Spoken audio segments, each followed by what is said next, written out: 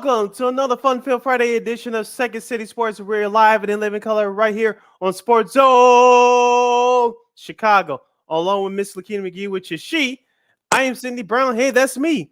You can follow yours truly on the Twitter and the IG at SidKid80. Once again, it's SidKid80. That's SIDKID80. That's SIDKID80. You can follow me at Lakeena McGee on the Twitter and at Lakeena_McGee on the IG. Make sure you download that Sports Zone Chicago app today. You want to know why? Because we said so, that's why.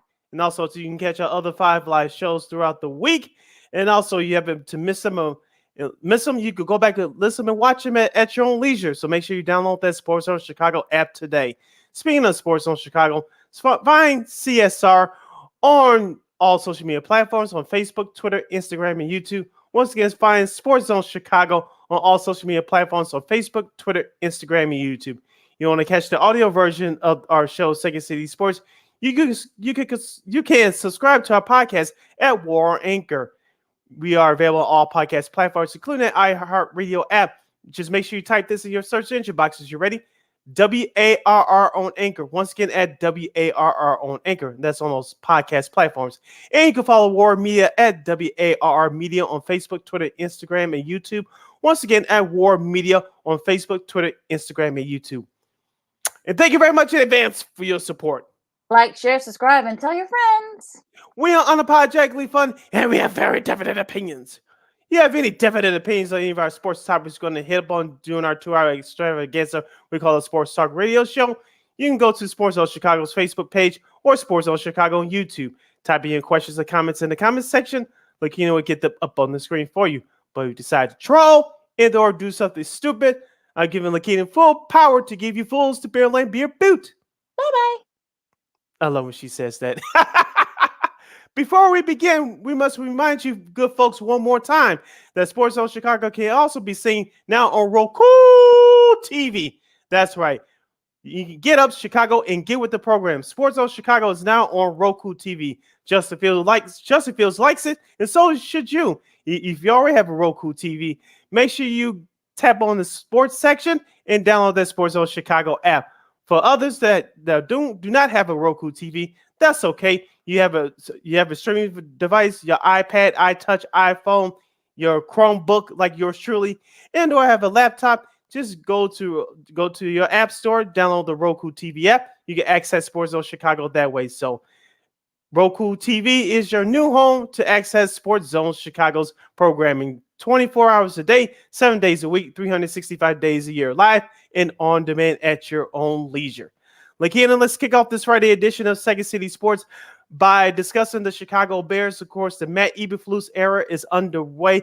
We'll see his first game as head coach of the Bears tomorrow. Even though it is the preseason opener, it will take place tomorrow on the lakefront at Soldier Field against the Kansas City Chiefs at high noon. Locally, you can watch that game on Fox 32. Nationally, you can watch that game on NFL Network.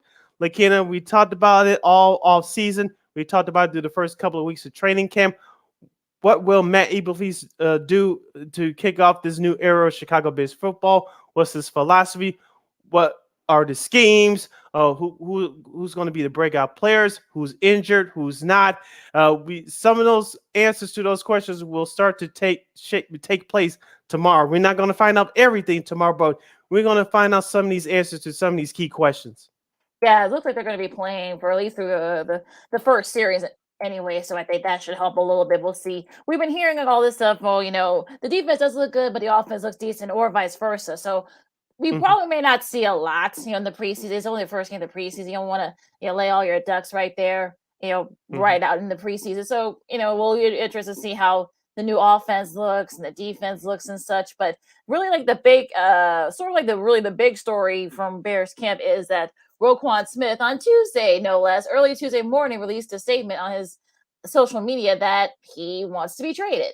Now, the Bears took him off the PUP list on Wednesday, so he has not practiced. So it'll be interesting to see. I know people want to bring up that, this happened with Lance Briggs and such, but, that was a different time. So, and remember, Roquan doesn't have an agent. So it's going to be very interesting to see how this goes. I mean, could he perhaps maybe be traded before the season starts? I doubt it. Could he be traded maybe during the season? Sure. Could he get a new contract? Sure. Could they franchise him? Sure, but again, it seems like there's a lot. Roquan feels disrespected with this new Bears brass, and a whole lot of stuff. I know Tevin Jenkins has practiced, but there's no. He might still be on borrowed time here as well. So it seems like a lot of stuff off the field, sort of, you know, going in, to see what's going on. It's sort of like intertwining what's going on the field. You really don't want to take your negotiations public through the media, but it was a smart strategy by Roquan Smith. Of course, Ian Rappaport of NFL Media, NFL Network picked up the story, and that's how this story got its traction. And Ryan Poles said the right thing, representing the Bears organization. We'll do everything, I'm just paraphrasing here. We'll do it, everything in our power to keep Roquan Smith. As we said before, Lakeena, Roquan Smith is one of the best young linebackers in the game, and he's great against the run. He's improved against the pass. He still has a long way to go, but he's miles ahead of some of his other peers around his age. Mm-hmm. And but he knows his worth, and we talked about this during the offseason too, Lakeena. Around this time next year, the Bears are projected to have the most cap space in the NFL. So the Bears do have money. They just got to spend it wisely. And one of the ways to do that is resign your best player. We talk about Justin Fields as being a franchise quarterback. Yes. And we do expect him to have some growth this year, but your best player is off the pup list, sitting out for a contract extension. I think this contract extension will eventually get done, but your best player is looking for a contract right now. And speaking of Justin Fields and other young players that are on this roster right now, they're looking at this and say, this is how the Bears do their business, and they don't treat their best player on the roster correctly. What does it say about me? If you're Justin Fields, you still have 3 years before your rookie contract is up. But if you're looking at this Roquan Smith situation carefully and you see that he's being mistreated in any sort of way, what's the incentive of me to stay here? Yeah, and I think that's sort of like the number one question. And I think if they don't work this out, this could probably be like if we're trying to get those big free agents. Yes, we know that the Bears could have like probably up there, maybe like the most in cap space going into next year. But again, if you're this is how you're going to treat your best player, look, I know that this is actually very smart by Roquan to actually take it to me and sort of say, hey, you know what? Look, I want to be paid like what all the interior linemen are being paid. Now, again, not a lot of guys are being traded. Are you out there at Shaq Leonard level? It's still hard for me to say that from the Colts. Are you up there with some of Mhm. the other interior linemen that are out there? So that's going to be sort of the thing with Roquan is that what's going to happen? Will this be a distraction, in season? If you're the Bears, you don't want that to happen. So there's already like people are already sort of like prepping for the Bears to not be very good. So to have your best player not be happy, this isn't going to help any any better. You're listening to Second City Sports, the Friday edition. We're live and in living color right here on Sports Zone Chicago. I'm Sid. That's Lakeena. We're discussing the Chicago Bears in a Roquan Smith situation. The Bears will open up the preseason tomorrow afternoon, Saturday, against the Kansas City Chiefs at high noon at Soldier Field. Lakeena, one more thing about the Roquan Smith situation before we move on. Roquan Smith, had a little issue when he got drafted a certain languages in his contract, which he held out for during his rookie year in 2018. But he did get to camp. He did get to camp eventually, and he played the full regular season, and he made an impact. But just looking at this situation, I think this will get done. It's just a matter of when, like you said, Lakeem, this team cannot afford any more distractions because you're trying to get off to a good start. You're trying to set the tone for what this era of Bears football under this new GM and coaching staff. I want to ask Bears fans via our Twitter. You can see our Twitter handles on the screen, but you can go to Sports on Chicago's Facebook page or Sports on Chicago on YouTube. Type in your questions and comments in the comments section. Lakeena will get them up on the screen for you Bears fans. Our question is just as simple. Do you expect Roquan Smith to be traded, or do you think a deal will be eventually worked out? Just go to Sports on Chicago's Facebook page or Sports on Chicago on YouTube. Type in your answers and we'll get them up on the screen for you. Now, going into tomorrow's contest, Lakeena, like you said, I think the Stars will play half a quarter. We'll see what happens. Is now, folks, we just want to remind you, it's not 4 preseason games anymore. It's 3. It's not a 1 year thing. It's 3 preseason games till the foreseeable future. What are you looking forward to for tomorrow's preseason game? Just real quick, reading off the injury list for the Chicago Bears. All these guys are questionable for tomorrow. Cole Kmet, the tight end, Byron Pringle, the wide receiver, James O'Shaughnessy, the tight end, Ryan Griffith, the tight end, and rookie wide receiver Velus Jones Jr. out of Tennessee. They're all listed as questionable for tomorrow.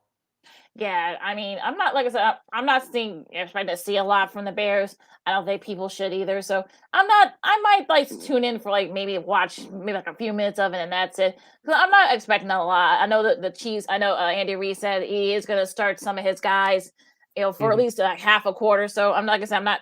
You're not going to see Pat Mahomes do too much to some of the other guys that are on there. So I'm not too worried about what I'm gonna see and stuff. So either way, I'm not gonna make any predictions after one preseason game. So I know people will, especially if Mm-hmm. Fields has a good or a bad showing. So it's not gonna matter to me. So like I said, I might tune in to maybe one series and that's it. So it's Mm-hmm. not really gonna. Like I said, it's not going to hinder it too. So whatever. But going into the rest of these Just real preseason. quickly before you move on, I'm just looking for the offensive line combinations and see how much run the first team gets. And I also want to see how the running game goes with David Montgomery uh, uh, and Khalil Herbert. One of both of them decide that they can play. I want to see how this running game goes and how Justin Fields operates, especially in the pocket. We know when he gets out the pocket, he's dynamic, but I want to see how he improves as far as reading defenses from year one to year two. I think we'll start to see some of that. I'm expecting to see some of that tomorrow. Like you said, Lakeena, you can't put all your eggs in one basket for one preseason game, but I expect to see at least some progress from last year to this year from the all season tomorrow. Like I said, I'm keeping my expectations low because of Mm-hmm. the fact that this is a new regime, this is a new scheme he's going to be learning. So whatever Fields does, good or bad, I'm not gonna freak out or get excited because. Like I said, it's just preseason. You're not going to show a lot Mm-hmm. of your eggs. Now, going into last night's, I don't know how much you saw of Giants and Patriots and Titans and Ravens, Sid, but well, if you saw the highlights, what was your reaction to these two games? And it looks like the Giants are trying to find a backup running back to secure the second spot behind Saquon Barkley, Daniel Jones, boo. But the on the flip side for the New England Patriots, well, I expect them to do some good things this year. I'm not saying they're going to be one of the top teams in the AFC, no, but that defense, which was so a year ago, they were flying around last night, Lakeena. I like that Mm-hmm. Patriots defense. Bill Belichick, he's a defensive guy, or as we call Bill Belichick on this show. But he has those young guys flying around offensively. I know Mac Jones, MAC, for those of you scored at home, he didn't start last night. Brian Hoyer played, and the other backups played as well. But they got a lot of work to do on the offense still. I know they got Devontae Parker from the Dolphins via trade this offseason, but I really like what I saw from that Patriots defense. They were flying around last night. Yeah, they looked really good. Tyrod Taylor, I think he's trying to get that number two spot, behind Daniel Jones. And look, this is a guy who has had the best luck, through his career and whatnot through Mhm. injuries, but he's shown that he is a capable veteran. So we'll see if it continues to look good these last couple of games for the Giants. Now going into the Titans and Ravens. Now Malik Willis, who of course is a talented rookie from Liberty, had a nice showing. 6 of 11, 97 passing yards and whatnot. No touchdowns, but they really didn't need it. And of course, Lamar Jackson, who is still in a contract discussion of his own, he didn't play. So they're kind of like a little bit of a battle between Anthony Brown and Tyler Huntley and Brett Hundley, not to confuse the two, but those two are kind of vying for that number two slot. So, what if you saw this game, what you think? I just saw a couple of highlights from that game. Baltimore, as we all know, they can run the ball. They were one of the best running teams in the NFL last year. I saw a couple of clips that they ran the ball very well. And I'm a big J.K. Dobbins fan from Michigan.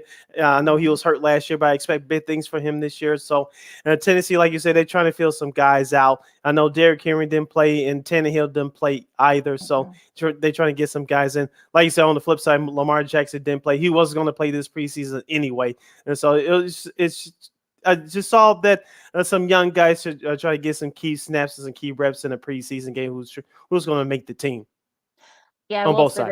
this. Yeah, I'll say it. Yeah, exactly. And we know, like Dabas out of Ohio State, and I think they're going to try to ease him back into it since he didn't play Mhm. all of last year. So I think he's trying to kind of lean into that. Now going into tomorrow, these are tonight's games, I should say. Atlanta and Detroit. We know Aiden can play defense, and we know he can sing. If you Mhm. guys saw this previous debut episode of Hard Knocks featuring the Lions, they'll be Oh, playing I missed it. Atlanta. I get this weekend to catch up on it. Yeah, I I'll know say yeah, they catch premiere up. Tuesday, but Yeah, catch up on YouTube. I'm surprised you didn't see the clips on YouTube. It was everywhere. okay. They'll be playing. They're hosting Atlanta tonight. Yeah, all those Jacksonville. extra cameras for NFL films, I'm sure will be Yeah, there as well. yeah, they will. Atlanta, they're looking for a quarterback, so we'll see. How that plays out too for the Falcons. Cleveland and Jacksonville. Deshaun Watson will start. Um, again, take that however Mhm. you want. Jacksonville. I don't think we'll. I know Trevor Lawrence is a little bit banged up, so you won't see him. The other stars too much in this game. Jets and Eagles. What do you think about that? Will Zach Wilson play tonight? If so, how much run he'll get with the first team? I know they have a bunch of injuries on the offensive line right now. And how well does Mr. Wilson, if he plays tonight, how well does he connect with his receivers? And I want to Mhm. see that Jets defense. Was it overhyped during the off season? We'll start to find out some of those answers tonight. Arizona and Cincy. That should be interesting as well. You probably won't see too much of Kyler Murray. I know Joe Burrow has a practice much because he's recovering from appendicitis, so you Mhm. probably won't see Jamar Chase and the rest of them. So you probably won't see a lot of those guys. Green Bay and San Francisco. You would say that's the marquee game, I guess, in the preseason games in the preseason tonight. Again, you probably won't see a lot of the starters. I think I saw somewhere where I think Aaron Rodgers may play like one series and that's it. Of course, the Trey Lance era, we'll see how much Jimmy Garoppolo plays, if at all. So Yeah, you'll see more of Lance than you will Rogers. probably. So yeah, that's capping off of that one. Tomorrow's games really quick. I know we're up against the break. Carolina and Washington. Lots expected with Carolina. So we'll see That's how a real quarterback battle between Mayfield yeah, and Mayfield Darnold. and Sam Darnold. Yeah, that should be a fun one. So we'll see how much we see of both of them. Washington too, Indianapolis and Buffalo. Some people say this could be the AFC Championship or like a potential playoff matchup. You probably, like I said, I don't think you're going to see a lot of Josh Allen, Matt Ryan. I don't think you'll see a lot of them that much. A lot of like the top tier guys. You may see like Mhm. maybe like half a series, half a quarter, I should say, and that's it. So, that's a 3 o'clock game. Seattle and Pittsburgh, a new era and for both cities. Mitchell Trubisky will get the start. That should be interesting for the Steelers and Yeah, for Seattle. Both are going through rebuilds, if you will. Miami and Tampa, no Brady. He's been getting an excuse. You won't see him until the end of the month. So hopefully everything's okay there in that front. Miami, a lot yeah. suspected from Miami as well. Mike McDaniel, I know it's going to be a lot of that'll be very interesting. I want to see this game. Just want to see how that offense looks. The Dolphins offense with Tua. Yeah, how much will Tua play and how much will Tyreek Hill play? I know they looked great in the offseason, but you're playing in a t-shirt and shorts. And there's a whole lot of pressure on Tua Tagovailoa this year. Can he throw the ball downfield? And we all know that Tyreek Hill, when you throw him a short pass, he could turn upfield. Can he go deep? And can Tua throw the deep ball? That's going to be the main question. I'm looking forward to watch it tonight and have for the Dolphins for this season. Oh Lord, that should be interesting too. Saints and Texans. Actually, Lovey Smith makes his return to coaching. The Saints also with the new coach in Dennis Allen. That should be an interesting matchup there. Mhm. Dallas and Denver. I'm wondering. Okay, well, will we see a lot of Russell Wilson for the Broncos? And will Dak play? I doubt it. Yeah, I thought I saw somewhere where he's not going to play. Maybe. Okay. I don't know if that's true or not, but yeah, that'll be interesting to see who plays and who doesn't play there. The Battle of Los Angeles, they share they share SoFi Stadium. Now they're going to be battling out in the preseason. You got the Rams, the defending champion, the defending Super Bowl champion Rams, and the Chargers. Mhm. It'll be interesting to see. Well, I don't know. Like I said, I don't think we'll see the Stars that much, but it should be interesting though, nonetheless. Over at SoFi. Yeah, like you said, you got a quarterback matchup there with Stafford and Herbert. Of course, Stafford's not going to play, even though he's feeling better with dealing with the pain in the tendonitis in his elbow. But I'm really looking forward to seeing that Chargers defense. They improved it during the offseason, and I want to see how whoever players are going to play in that in terms of the veterans, how it's going to look in actual game action. Yeah, that should be interesting. The lone Sunday matchup, Minnesota and Vegas. Apparently, Kirk Cousins was sent home due to illness. Now they're not saying whether or not it's COVID, but they did send him home just a precaution. Yeah, we know he had issues with that last year, and when we know about his status, we're not going to get into that. That's not important. But whoever's the backup there is going to get a lot of reps. So we'll see what happens with that under new coaching staff.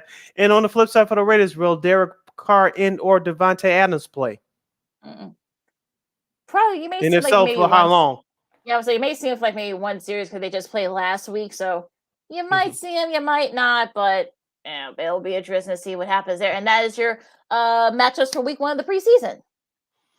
Yeah, stay tuned for more sports and more fun as Second City Sports continues. We'll get into baseball both locally and nationally. There was a big game, Lakeena. I don't know if you noticed, that took place last night in the state of Iowa. And we had to get into the best and worst from the rest of the league throughout the weekend. We'll give you this weekend preview, this weekend's big series from the world of the diamond of baseball. I'm Sid. That's Lakeena. You're listening to the Friday edition of Second City Sports. We're live in living color right here on Sports Zone Chicago. Progressive presents the Sports Flash on the Sports Zone Chicago. Light day around baseball today. Cleveland at Detroit. The White Sox visit Kansas City. The Cardinals are at Denver. The Astros host the Rangers. The Red Sox at home against the Orioles. The Cubs take on the Reds in the Field of Dreams game in Dyersville, Iowa. The NFL preseason kicks into high gear this week. Tonight, the Giants visit the Patriots while the Titans head to Baltimore. Tomorrow, the Falcons visit the Lions. The Browns are at Jacksonville. The Jets visit the Eagles. The Cardinals at Cincinnati. The Packers are on the road at San Francisco on Saturday. Carolina at Washington. Kansas City at Chicago. The Bills host the Colts. The Bills, the current favorite to win the Super Bowl. The Seahawks visit the Steelers. It'll be the Dolphins at Tampa. The Texans hosting the Saints. The defending Super Bowl champion Rams battle the Chargers at SoFi Stadium. Denver at home against the Cowboys while the Raiders host the Vikings. For lightning fast sports updates, download the Score app. It's free and one of the most popular sports apps in North America. I'm Chuck Sanders. That's the Sports Flash on the Sports Zone Chicago. With our newest unlimited plan, everyone's welcome. Introducing Welcome Unlimited from Verizon for just $30 a line per month for 4 lines with autopay plus taxes and fees. Our best priced unlimited plan ever. Did he say $30? Yep, $30 a line for the whole family. The network you want, the price you love. Switch to Verizon today. Paper-free billing required. Unlimited 5G nationwide 4G LTE. In times of congestion, your data may be temporarily slower than other traffic. All smartphone lines on the account must be on Welcome Unlimited and are eligible only for select promotions. Includes domestic talk, text, and data usage only. Data roaming at 2G speeds. If this were a Reese's TV ad, you'd be staring at a Reese's peanut butter cup.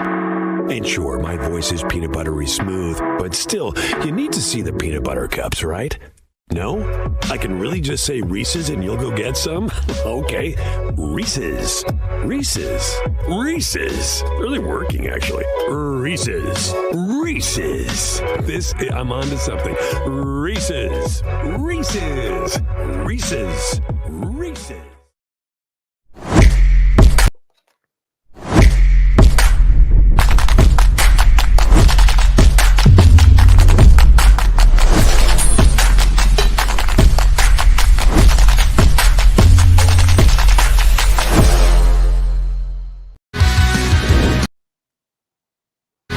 Welcome back.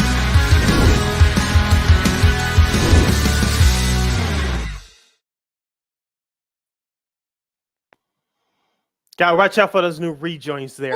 Welcome back to Second City Sports on the Friday edition. We're live and in living color right here on Sports Zone Chicago. I'm Sid. That's Lakeena. You can follow yours truly on the Twitter and the IG at SidKid80. Once again, excuse me, at SidKid80. That's SIDKID80. SIDKID80. You can follow me at Keenan McGee on the Twitter and at Keenan_McGee on the IG. We have less than 90 minutes left of this extravaganza we call a Sports Talk Radio Show. You have any questions or comments, just go to Sports Zone Chicago's Facebook page and Sports Zone Chicago on YouTube. Type in your questions or comments in the comments section. Lakeena will get them up on the screen for you. Let's switch over to baseball, Lakeena. There was a big game that took place last night in the state of Iowa. Major League Baseball calls it the Field of Dreams game. It was broadcasted on Fox last night between the Cincinnati Reds and the Chicago Cubs. Of course, none of the theatrics matched up to last year's game between the Yankees and the White Sox, but the Cubs came out on top with a 4-2 victory. They scored 3 of the first 4 runs in the first inning. Drew Smyly continues to improve his stock as a Cubs starting pitcher. He went 6 innings, struck out 9, and actually got an on-the-field interview with Tom Verducci after the game. Yay! Mhm. But Lakeena, before we get to the game or lack thereof, I want to give Major League Baseball 2 thumbs up as you guys are watching on the screen, and that's what I'm doing right now. Did you catch the beginning with the young son and father playing catch in the cornfields? Mhm. And then guess who came out? Some people perhaps will call them the greatest father-son duo of all time, Ken Griffey Sr. and Jr. Almost teared up, Lakeena. Almost that teared was up. really cool. I Yeah, that was was really proud. cool. Damn proud. Yeah, that was really cool to see. And sort of like that whole day they kind of lead up to it. You were wondering, like, yeah, it was gonna be hard to top. Kevin Costner going on in the field, and the Sox and the Yankees emerging from the cornfields. But that actually was pretty cool. I mean, I think they got some local kids from both Chicago and Cincinnati to come out there to play catch in that field. Yeah. After Ken Griffey Sr. and Jr. Came out. If you saw it, you saw. I think I saw Billy Williams and Fergie Jenkins. I think they were out there too, and I think a couple. Yeah, Fergie. I saw I think Fergie out there. Yeah. Yeah, I think I saw Johnny Bench out there too with the Reds. So I think those were some really cool moments. They kind of walked out there with the rest of the players, and they kind of look. They soaked it up. I mean, okay, yeah, nothing was going to top that, with the theatrics and stuff. But yeah, it was actually still a really cool moment. And the Cubs, of course, Chicago teams are 2-0 in those Field of Dreams games, so they're not going to do any more, at least not for a while. They're actually going to set up a little bit differently. Smiley had his best showing this season with 9 strikeouts in 5 innings. So, and the bullpen was actually pretty good too. So, the Cubs got the better end of that. So yeah, it actually ended up being a really cool game. Like I said, I saw a little bit of the highlights.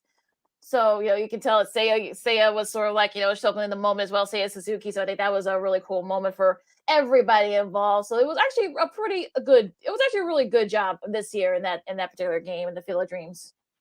Yeah, I saw some of the broadcasts, and I thought Fox did a good job. I'm interested to see how the ratings are for this one. I know it's going to be lower compared to last year where we got all the theatrics, but how low, we'll soon find out.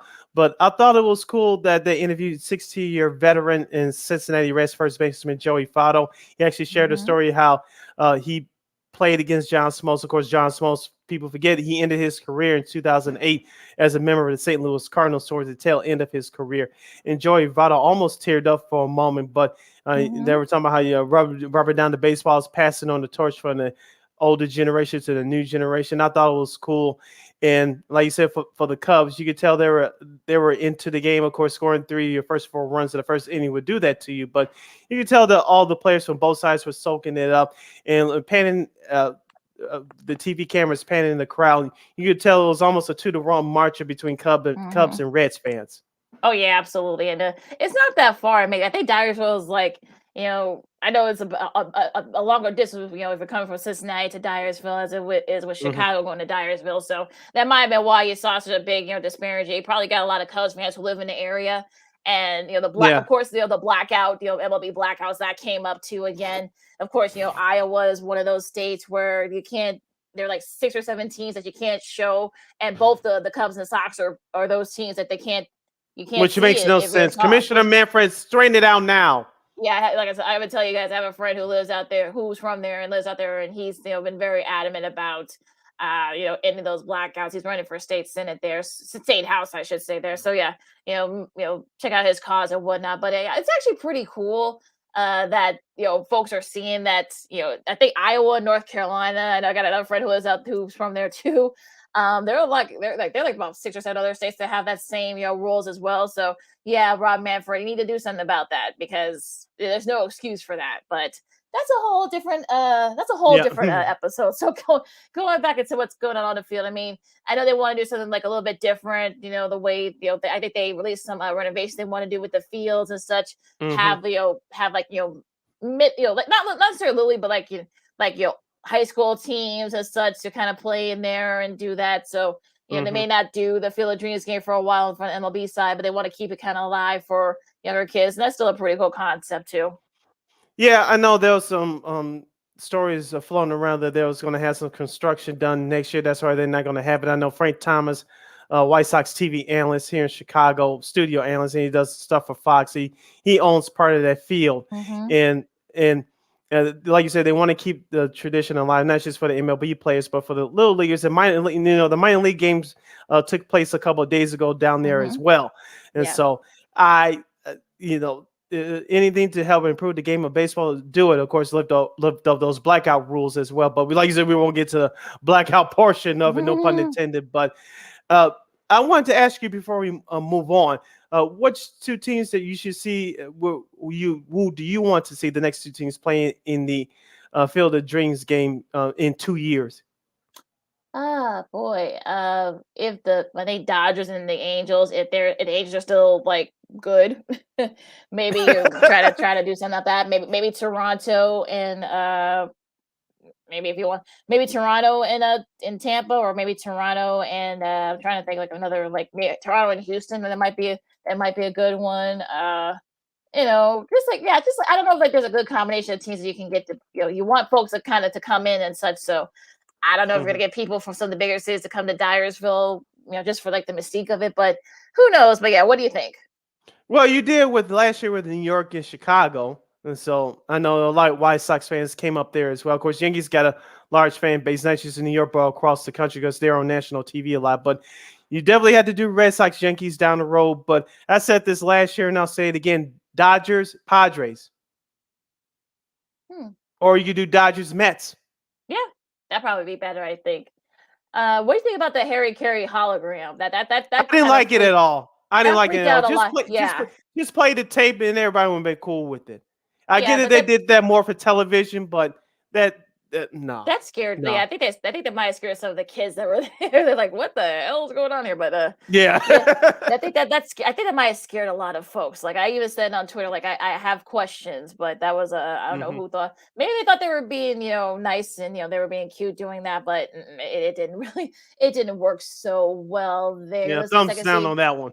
Yeah, definitely 2 thumbs down on that one. You listen to Second City Sports.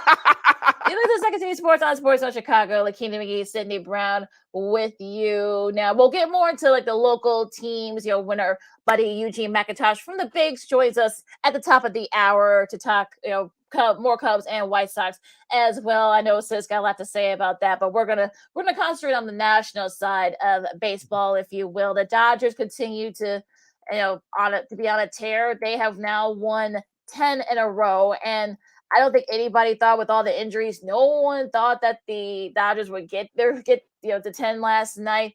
And they didn't come from behind fashion too for the fifth time.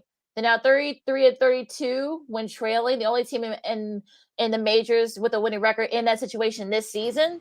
That's kind of like a testament to how this team, how deep this team is and such. So, and they just signed Jackie Bradley Jr. of last week, so I think that definitely helps in that sense. They did the 2-game sweep of the Twins, and also the 3-game sweep of the Padres. We'll get to them in a second because they're not. They actually rebounded a little bit, so that helps. But the Dodgers are running away with the NLS, I think. Yeah, Max Muncy's starting to hit right now. Cody Bellinger, who's always notoriously has long struggles, who plays center field and occasionally first base for the Dodgers. He's starting to swing the bat. Hopefully that continues for him as the Dodgers move towards the playoffs. And also, too, their pitching. They started pitching has been very good. Tony Gosling this year. Anderson, of course, Clayton Kershaw has been off and on with injuries. He's back on the IL. Walker Buehler, their best pitcher. Hopefully he's on track to return at sometime in September. They'll give them that much needed boost. I know some people say that it's still the Dodgers are the best team in the NL. Not so fast. Those New York Mets, they're coming. They're coming hard. And they've been consistent all year. I think I'm not going to sit here and say that the NL East race is over between them and the Braves, but they got a stranglehold on it right now. As we mentioned on our last show on Monday, the Braves lost 4 or 5 in New York, in Queens, to the Mets. So the Mets, we all thought they were going to have a letdown against Cincinnati in their 2-game series. No, they didn't. They swept the Reds pretty mighty handily. Thank you very much. Something the White Sox should take a lesson from, but that's on the issue. But but the Dodgers, they'll be tested come playoff time. Can the Braves beat them again? Sure, I know they did last year, but just something with the Braves is not right. And I know it's difficult to repeat as champions. I know that's what they're going through, but I think the New York Mets are the class of the National League right now. Yeah, I mean, it's obviously that the Braves are kind of suffering from a World Series hangover, which is very common. It happens to a lot of teams. We always saw it happen with the Cubs a few years ago, so it's not really like that uncommon for teams as such. But look, I know Lindor has been hitting the heck out of the ball, during that sweep of the Reds. So it's going to be very interesting to see can they keep it up. I think that the Mets, getting hot, it has been the problem for the Mets. It's staying hot. Mm-hmm. That's been the problem. So as we get further and further, we got about 7 weeks left in the regular season. Mm-hmm. So we'll see if they can keep it up. But so far so good. The pitch has been really good. I know Matt Scherzer had another really good start this week. So this is going to get very interesting to see. Like it's probably going to come down to wire to who. I'm sure, even though yes, the Yankees, we'll get to them in a second, but I'm interested to see can they keep it up? The Mets have. I know the Mets, they got the best record, right? Well, second behind the Dodgers, obviously, but it'll be interesting to keep it up. Yeah, and you also have to give credit to manager Buck Showalter. I know he stepped away to do media both locally and nationally in New York for the last couple of years, and he has his fingerprints on the clubhouse right now. And all those young players are responding to his leadership, and they're playing very hard for him. And you mentioned that the pitching staff for the Mets, of course, Jacob deGrom came back. We told you what he did last Sunday on our show this past Monday. And Max Scherzer is one of the best pitchers in the game. He's a first ballot Hall of Famer for what he's doing at his age. Don't forget Taijuan Walker, who's that third best pitcher on that staff. He really showed out the other day in his start against Cincinnati as well. Yeah, so I know it's the Reds, but still, I mean, we got to make sure, give them their props, the Mets, I mean, so we just see they can keep it up. The Guardians have won 5 in a row. They're now in the first place in the AL Central right now. I've been telling folks, I know people are worried about the Twins, but yeah, it's been, the Twins got swept at the Dodgers, so take that however you will. But the Guardians, they're knocking on the door. I mean, Oscar Gonzalez, knocked down the go ahead run, to finish the sweep against the Tigers. So what do you think? Terry Francona, their manager, give him credit. As we said last year, Lakeena didn't have the horses because of injuries and whatnot, but they were still playing hard for him. This year, they're being rewarded. Of course, they have one of the best young pitchers in the game in Shane Bieber. Their bullpen was lights out in this series against the Tigers. I know they blew a save yesterday, but like you mentioned, they won it in the 10th inning. But you still have Jose Ramirez, one of the best young superstars in the game. You also have Stephen Kwan, their leadoff hitter, one of the best young leadoff hitters in the game. He's really come on. So that Cleveland lineup is not one to be messed with. And combine that with their great young pitching, you could do some things. Now, I thought they were going to take off about a month and a half ago when they beat the Twins in back-to-back series. It didn't happen at that time. But I wouldn't be shocked if the Guardians won this AL Central. But we still have a long way to go. Not that long, I'll say that. But right, not that long, but you got about 51 games left, which is about 7 weeks left. About 7 weeks left. So time's running out, folks. White Sox. I'm gonna get to y'all after this segment when we can have Eugene on, because I got stuff to say now. The Yankees. I know folks are freaking out about. I know Yankee fans are starting to freak out. I mean, look, Aaron Judge just hit his 45th home run of the season. So, his leading home run. So it's not, I think he's already doing that. Did it in the fewest games. And, the 5th fewest games. I mean, that's impressive. And, that's been kind of like the one bright spot, only 108 games. So, that's, I know that they lost 2 out of 3 to my Mariners. Sorry, Yankees fans in Seattle. But, I know that they've lost 7 of their last 8. Of course, losing 2 out of 3 against the Mariners last weekend, of course, being swept by the Cardinals. So I don't know. Should Yankees fans be freaking out? I mean, they're still in the head in their division. They're 10 games up still on the Toronto. They're having their own little issues in Toronto. But if you're a Yankees fan, you should be concerned. But but it's not time to jump off of the club. I know they're battling Houston for the top record in the American League right now. For the Yankees, you have injuries. Matt Carpenter is going to be out, I believe, 6 to 8 weeks with a foot injury. That's huge because he was one of the best guys coming off the bench. I know they picked him up from the Cardinals in the offseason. Giancarlo Stanton, who was having a tremendous year, borderline all-star season. He's still out with an injury. Anthony Rizzo's out with the injury. Hopefully you can get those two guys back. Aaron Johnson will have to carry this offense for the Yankees, but how long can he do that? And their starting pitching is not looking good right now. Frankie Montas had a bad start last Sunday afternoon at St. Louis. We talked about that. Hopefully that's just shaking off the cobwebs. Garrett Cole didn't look good in his last couple of starts. And so this is a real speed bump that the Yankees have faced so far this season. And manager Aaron Boone has to be careful here. I think they'll be fine. They just have to turn around mentally before you start going back to winning ball games. Need to get those guys back before the end of the regular season so they can kind of get into a rhythm going to the playoffs. So, because Houston's right there and for that best record in the AL, so that's going to be. It might come down to the last couple of weeks of the season. Who knows? Now, Baltimore, they're only a half game out of that last wild card spot. I know they lost. They lost a tough one against the Red Sox. So, yeah, that was a makeup game, obviously. But yeah, it's still look they win 2 out of 3. Of course, the last game against the Blue Jays was postponed due to weather, but. They're still right there in the contention. I don't think no one thought that they would, the Orioles would be up there fighting for a wild card spot, but here they are. Yeah, we talked about their young players, and they don't have the starting pitching. If they had starting pitching, my goodness, they'll be really scary good. But give their manager credit, give the organization credit for not jumping the gun and trading for veterans at the trade deadline. They're sticking with the plan, and to see who's going to be on this Orioles team for not only for this year, but for next year and beyond. And so you're starting to see potential. Just hope that during the offseason, the Baltimore's management team will make the smart moves to bring in the key veterans to help guide this Orioles team to their next phase, which is competing for a playoff spot. Yeah, Brandon Hyde, I think, is definitely going to. Thank you. I was getting a brain fart for a minute. Brandon Hyde. Yeah, he's done a tremendous job with their young squad this year. Yeah, definitely right there, like that top, tier for AL Manager of the Year. You got to think he's definitely going to be at the top of that list. Now, Shohei Ohtani. Now, I know the Angels have fallen completely off. Now, they did, sweep the A's, but that's not really saying much. I mean, it is the A's, but you'll take the sweep if you're an Angels fan. But Ohtani had, I think, he hit a home run, and he actually started, that game too. So it's definitely, he became the first American League pitcher to homer and throw 6 scoreless innings in the same game. This past week. So yeah, that's probably what he might win. Look, it's hard for somebody to win back-to-back MVPs in any sport, but Ohtani is definitely making the case that he should definitely be the latest guy to do it. Yeah, going back to the White Sox in the AL Central race for just a moment. If you're a Minnesota Twins fan, you're thankful that you're not getting Shohei Ohtani on the mound, but you still get him at the plate.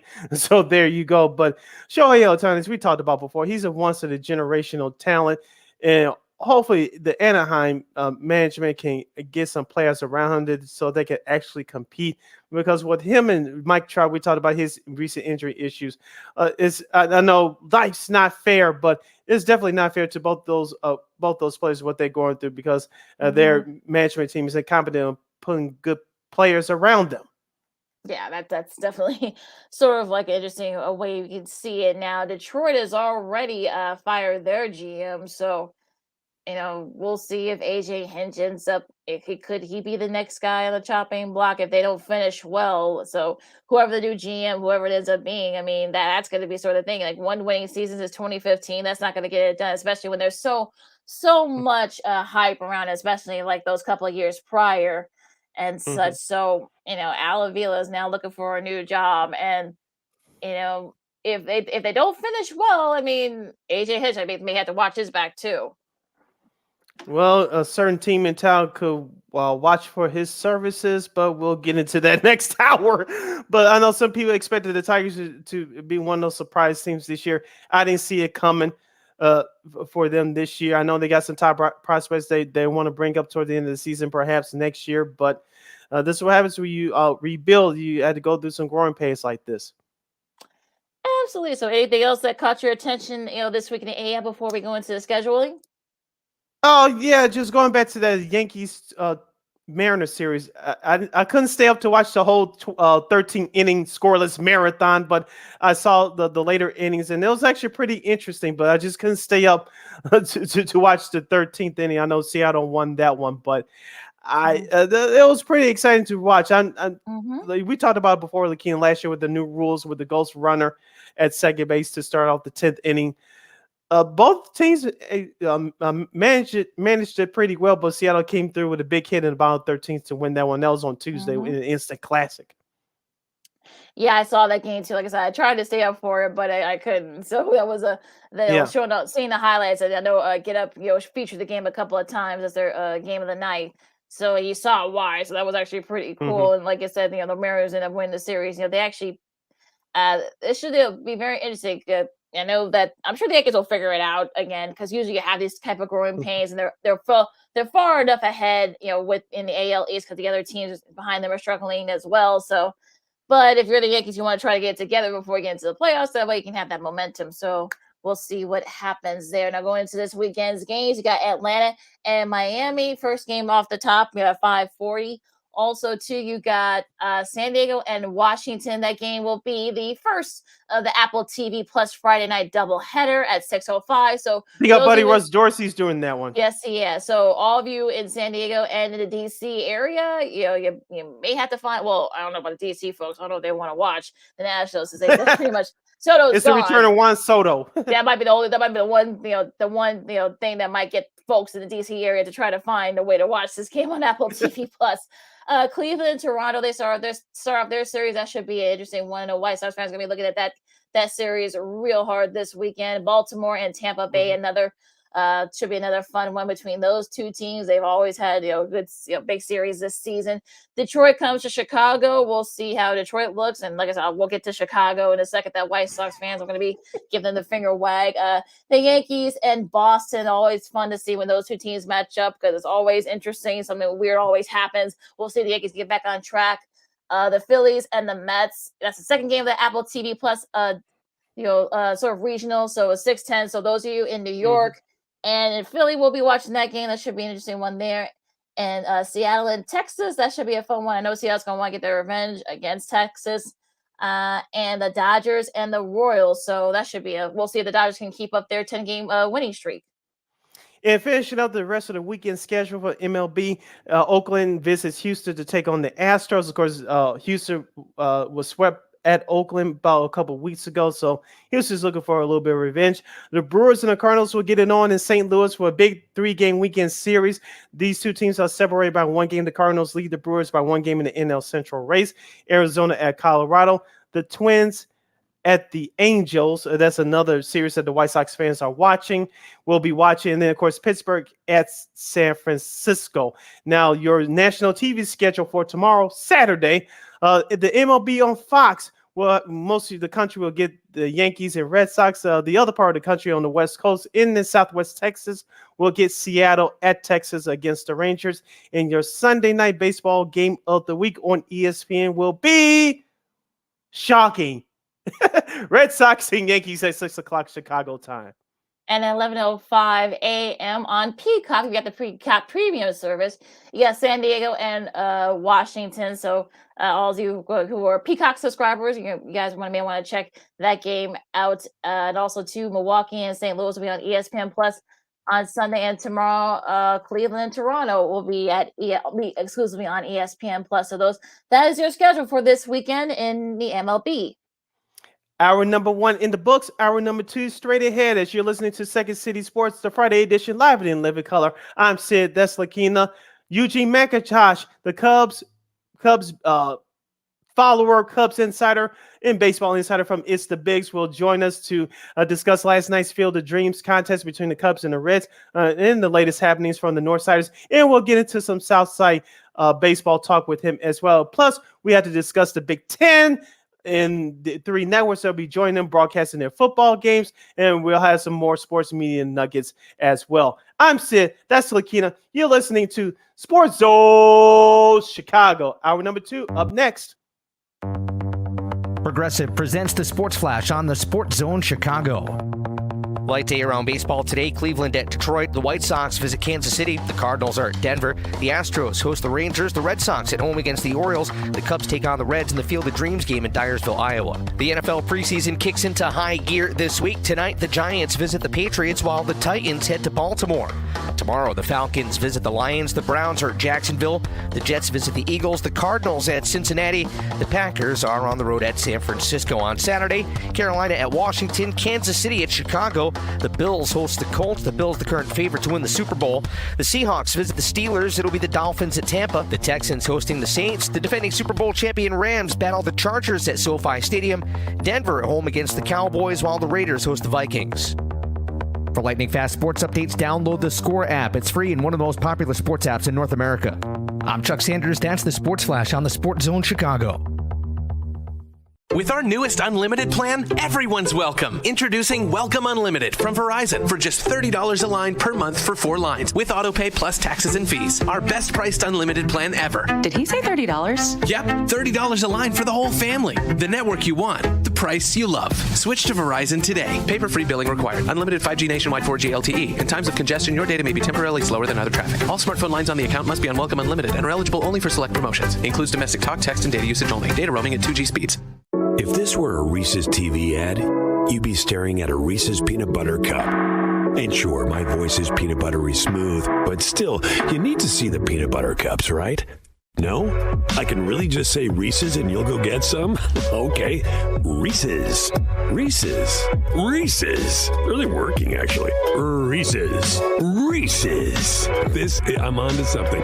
Reese's. Reese's. Reese's. Reese's.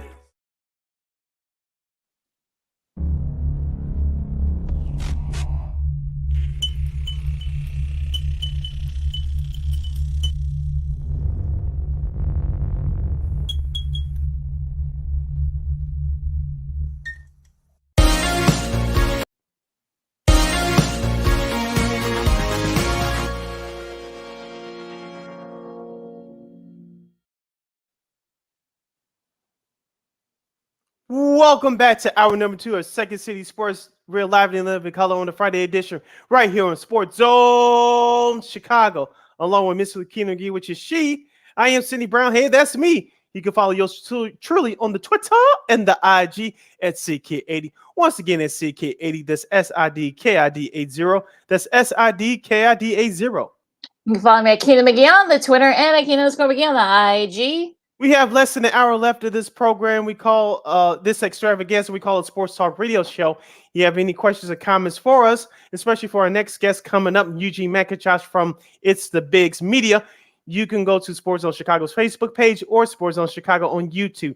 Type in your questions or comments in the comments section. Lakeena will get them up on the screen for you. As we mentioned, our guest will be coming up just in a couple of minutes. Lakeena, you want to start now or start? Well, we'll have to start now.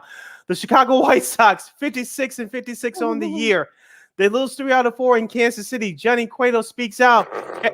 Everybody likes it except for the manager. Lakeena, if they weren't 500, this would be a much ugly situation than it is right now. Look, I don't have the energy to get any more angry than I am right now. I'll be there tomorrow and Sunday to support. But Lakeena, how many more embarrassing moments do this White Sox team have left in the season? You would think this would be it, but conventional wisdom watching this team this season tells me, no, this is not going to be the last embarrassing moment for this team this year. Lack of passion or something like that. I think I'm paraphrasing what Johnny Cueto said, but I almost fell out of my chair laughing when I saw this because I was like, oh, really? Like, I've been saying this for like the last, since the season started. Like, lack of passion. Look, we saw the lack of hustle yesterday's game. I mean, it was just like silly because I watched that game and I thought, okay, look, Dylan Cease did his thing. He strikeouts, okay, cool. But he didn't have the run support, and the bullpen ultimately and lack of hustle ultimately let him down. So unfortunately for the White Sox, this is the same movie. We've been singing the same praises for like the last 3 or 4 months, and now you look, they're 3.5 back of now they're trailing Cleveland. So oh, there's an easy schedule. They got an easy schedule the second half of the season. They play. Oh, look, they play the Royals. They play Detroit today, Saturday night, and all this other stuff I've been hearing from everybody that that knows baseball. Okay, I'm still waiting, still waiting. Yeah. You can't use You and them. about Look, thousands of other White Sox fans, especially on White Sox Twitter. There's 7 weeks left of the season. You're back at 500, so you're. I don't know what else to say at this point. I mean, look, I've got nothing. You can't do the injuries anymore. I know Tim Anderson's going to be gone for about 6 weeks and such, but even still, I think Cueto might have inadvertently spilled some tea. We've heard some of the reports and such. So, honestly, I'm emotional. I'm emotionally done with it. Look. I'm at the point where surprise me. You got a nice 7-game home game. You got Detroit, this weekend. You got 4 against Houston. Okay, and one was going to be a nationally televised game on FS1 on Monday. Okay, then you got to go at Cleveland for 3. Then you've got Kansas City, and then you've got Baltimore. That's not going to be easy in that road trip. So I don't know what else to say. Thank you, Eugene, for coming in, because I'm about to this close to exploding. So introduce our good buddy here. Yeah, let's bring in our good buddy. He covers the Cubs in the White Sox for the Bigs Media. He helps out Terrence on the Sox side for the Bigs Media. Make sure you follow him on all social media platforms, on Facebook, Twitter, and Instagram. We haven't had him on at all this year, Lakeena, so I wanted to bring him on today. And we're also going to get to the Field of Dreams game between the Cubs and the Reds from last night to see what he thought about the game and the broadcast. Let's bring him in right now, and let's not waste any more time. Here's our buddy Gino, a.k.a. Eugene McIntosh from It's the Bigs. Welcome back, Eugene. How are you, man? What's up, family, man? Good to see you guys, man. It's been too long, man. How's everything going over there? Yeah, it's going great. Yeah, tell people where people find you on the social media. You can find me personally at Stay Humble, STAYHUMBLE on Twitter. You can find the company as a whole, the Bigs Media, at It's the Bigs, ITSTHEBIGS. Shout out to Sid for holding us down, doing some great work for us, man. We appreciate the love. And man, just hit the website, www.thebigs.us, or just Google the Bigs, man. We everywhere. And just trying to keep holding it down for us, Yep, absolutely. We gotta get your buddy Ed. I mean her Howard for who does the Bears. We want to get him on too before the season starts. He's doing great work, and everybody in the media they're raving about him the last couple of years. He's been doing it for you guys, so he's doing a great job. Yeah, and anytime you guys want Herb, just you can hit him directly, and if sometimes he's not the most Twitter savvy, or he's going through transition right now, trying to get his Twitter game up. But if you need us, just hit us up and we'll put you guys in tune with Herb, and it's a done deal, whatever y'all need. Yay. Absolutely. So Sid, I know you got a lot to say about the White Sox to ask Eugene, so go for it. We'll put the White Sox on the back burner for now. I know we kicked it off before you brought you on, Eugene, about the Sox, but we'll save them for last. Let's get to the Cubs last night.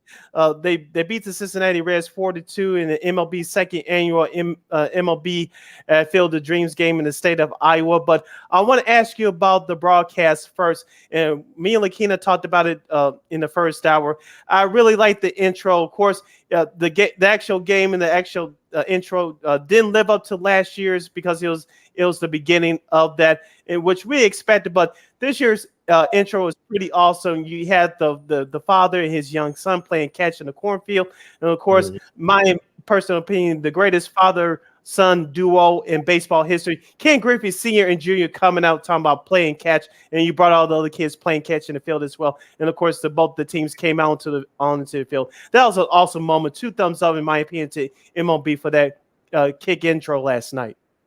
No, I agree. I think, especially with the kid and Griffey Sr. coming out, I think that was a very dope moment. But just playing off of the Field of Dreams itself, I mean, in my opinion, the movie was trash. But I understand it, and I know the meaning that it has with MLB, and they did do a great job of continuing trying to build on last year. We all knew the game itself wasn't going to live up to the hype just because of the two teams playing two of the bottom feeders in all of baseball. But there's a little bit of rivalry there. Joey Votto was good to hear him mic'd up talking to John Smoltz, reliving some of that history and just, giving ode to some of the older guys that he faced. And it's cool to see Joey Votto kind of live through two generations of players, being able to face Smoltz and the big unit and Maddox and those guys. And now, like he said, facing Scherzer, Kershaw, DeGrom, and all of these new guys who kind of are, the next guys who will probably be Hall of Famers. So I think it was cool. The game was kind of boring. I've seen enough Cubs baseball. I could have seen Cubs and Reds at Wrigley Field or at the Great American Ballpark. Yeah. So, but yeah, overall, good job. I know Frank Thomas and those guys said next year there probably won't be a game because they're trying to, do some things to make this thing the best possible production going forward. So I'm interested to see where they take it. But overall, I was impressed, man. Major League Baseball didn't drop the ball. Rob Manfred, I don't have anything bad to say about you as far as yesterday. There's probably one of the few it's like and such. But what do you think? Well, before I get to my question, Eugene, what do you think about the Harry Carey hologram? It was terrible. That was scary. Amen. This guy here because he's Oh no, it's okay. Look, we don't mind. Screen time too, but that was the worst hologram that I've ever seen. I've seen the Tupac hologram. I saw a Chief Keef hologram. Yes. I think the Harry Carey hologram was the worst of the three, and Harry Carey is rolling over in his grave right now. Oh, I'm sure he is now. Wilson Contreras, had nice contributions to that game yesterday, and the fact that he didn't get traded, he went through all the emotions, he was crying. What did you think about that? And because by all accounts, he was going to go somewhere. So what happened there? I really just think that Jed Hoyer and the Cubs front office overplayed their hand. And to be honest with you, and this is me going on the record for the first time saying this in public, but I don't think Wilson Contreras is the Cubs type of guy going forward. I do not think he will return next year. It's obvious that he was soured by the business of baseball, as most baseball players are when they go through arbitration and they have to go through, signing these new deals. So the business of baseball is like none other, and I definitely think I love Willie. He's been one of the best offensive catchers in all of baseball since 2016. He's not the best catcher defensively, statistically, but as far as someone who's taking control of that team, as far as a leader in the clubhouse, his guys love him. I'm not sure about his rapport around the league with the rest of the guys around the league, but from what I've seen from, Willie always giving us time to talk, and he's a guy, his background coming from Venezuela, him being a big brother to William, and his parents finally getting over here to be able to see those two guys in the All-Star game. His background it speaks volumes about the guy that he's become. But going forward, Cubs fans, enjoy Willie for the last 40 plus games he's here, because he will not be back in the Cubs uniform next year. Speaking of another player that won't be back with the Cubs next year is Jason Hayward. It was announced earlier this week that he will be parting ways with the Cubs. Why did it take so long for the Cubs to come to the realization that Jason Hayward won't be part of this rebuild? Man, we all saw it. The writing was on the wall. We all saw it coming a mile away when they signed Seiya Suzuki in the offseason. Then, with all of these young guys, we thought we may be able to see Brendan Davis make his major league debut, but he had the setback with the back injury. So the writing was on the wall, man. Jay Hay, I got a thing where there's no Jay Hay slander on my timeline, and if I see any, and if anybody directs it at me, I'm giving them the blues, man. Jay Hay has meant more to this franchise than people realize. And obviously production on the field is what it's all about, but there's no 2016 World Series championship without Jay Hay. He's won 2 of his 5 Gold Gloves in right field out there. He's been if you ask any guy in that clubhouse, former or there now, if you ask them what Jay Hay has meant to them in their career, they're going to tell you that he's an outstanding person. And, he's meant a tremendous,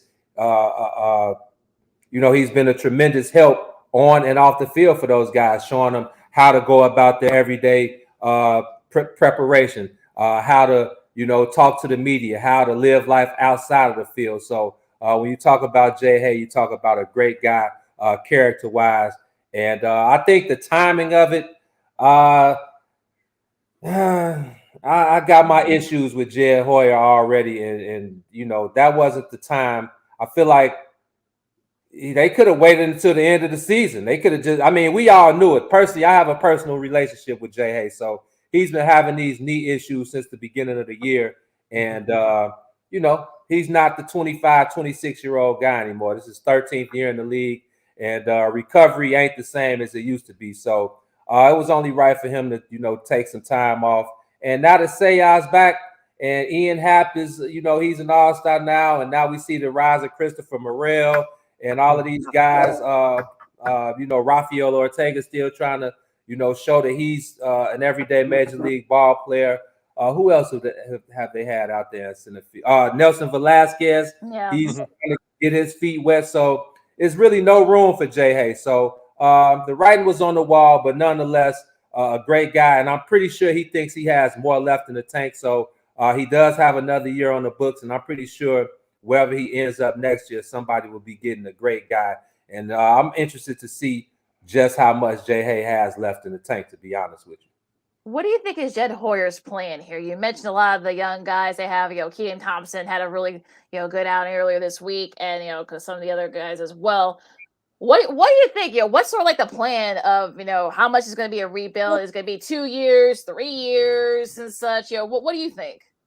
That's my biggest issue with Jed right now is just being transparent with the fan base. And I caught him off the record at Guaranteed Rate when they had the last Crosstown series, and I was telling him like, hey man, look, I don't really care that much. I do my job. We report. I'm a writer. I do my job, but I'm also a fan of the team, and I know more of what's going on the inside. So it's not really affecting me. But you have to tell your fan base the truth. Like you can't fool these fans. Now the thing about Theo and this is another thing I have with Jed. It's like, fam, you didn't learn anything from Theo Epstein the time y'all were together. It's like the first thing you learn how to do is talk. And, when Theo came out, he said, hey, look, man, it's going to take us 5 years. You saw what I did with the Boston Red Sox. I got the same approach here. It's going to take us 5 years. It happened in 4. All Jed Hoyer had to do, he hates for the media to use the word rebuild. But Jed, what else is it, man? Just come out and tell your fan base, we're going through a rebuild. We're building our farm system. We have a really good farm system. We're trying to get homegrown pitching talent. So as you see, Justin Steele and Keegan Thompson, they look like part of the new next great Cubs. In baseball, you guys know you're not going anywhere without great starting pitching, without a great pitching rotation. So that's where they're starting. Now, I will give Jed credit for this. He has drafted well, and the farm system does look good coming up. So, when you see Christopher Morel and you think about Brendan Davis coming up, you see Nelson Velasquez, you think about Miguel Amaya and all of these other guys, Caleb Killian and all of these guys waiting in the wing, ready to make their splash. And then you add a couple pieces in the offseason, because I wrote a piece a couple weeks ago, and sometimes you see this team. Now, this team is 14, 15 games below first place in the NL Central. But they compete 90% of the time. This team is competing. They play well against better teams. And you see sometimes they look like they're just a piece or two away. So when you think about signing, it's going to be a huge shortstop offseason with Carlos Correa and Dansby Swanson and Trey Turner and those type of guys that'll be available. Nico Horner has proved that he can be an everyday shortstop moving forward, but those guys are still out there. When you think about just signing a big bat in the offseason, that maybe you move Patrick Wisdom to first base, you take him off a third, you find you a big bat at the hot corner, you find a couple more pitchers in this offseason, and I feel like that's a team with that could be competing in the next year and a half. So I don't know, man. If I wrote another piece and I said let's take a walk in Jed Hoyer's shoes, and I would think that this team would be able to be really competitive in 2024, but that's if everything falls in line the way it's supposed to be. So I'm gonna get off Jed's back and I'm gonna give him the benefit of the doubt right now. But like I said, sometimes this team looks like they're just a piece or two away from competing in probably, I don't know what division is worse to y'all, the AL or the NL Central. It's a coin flip at this point. Yeah, it's a toss-up. It's a toss-up. It's a toss-up. Our guy Eugene McIntosh from It's the Bigs Media is joining us right here on Second City Sports. We're live and in living color right here on Sports on Chicago, the Friday edition. Sid Lakeena here with you, talking Chicago baseball. Let's stick with the Cubs, Eugene. I saw a clip on your website and on the Twitter. You caught up with Carl Edwards Jr. Of course, he was one of the first guys you connected with during that 2016 run. He's bounced around to a few teams for the last few years. So what was that moment like catching up with him at the clubhouse when Washington was here playing the Cubs at the friendly confines earlier this week? Man, it was great, Sid, to be honest with you. CJ is one of my favorite guys, man. He welcomed us with open arms in the clubhouse. He knew that we basically needed each other. You know how it is in there, man. Sometimes those guys don't feel like they can trust the media, and they feel like they need to be able to trust guys who they immediately relate to. And obviously, we're Black, so we relate. And then, we caught on and we formed a really good relationship, man. We like brothers. So a lot of people don't know, what happened to him when he got traded from the Cubs. So we did a full interview. That piece that you saw, I went to the Ritz-Carlton. The Nationals were staying at the Ritz-Carlton downtown. So after the first night game, I met up with CJ at the Ritz and we just hung out for a minute, just caught up on old times. And that was that. But we got a full interview. It's about 12 minutes. And he went into depth about, what happened to him. And, he had thoughts about maybe his career might be over and he had to change some things up. And, he finally caught on, got with a couple of his old guys, Davey Martinez, who's now the manager of the Nationals, who was an assistant with the Cubs back during that run.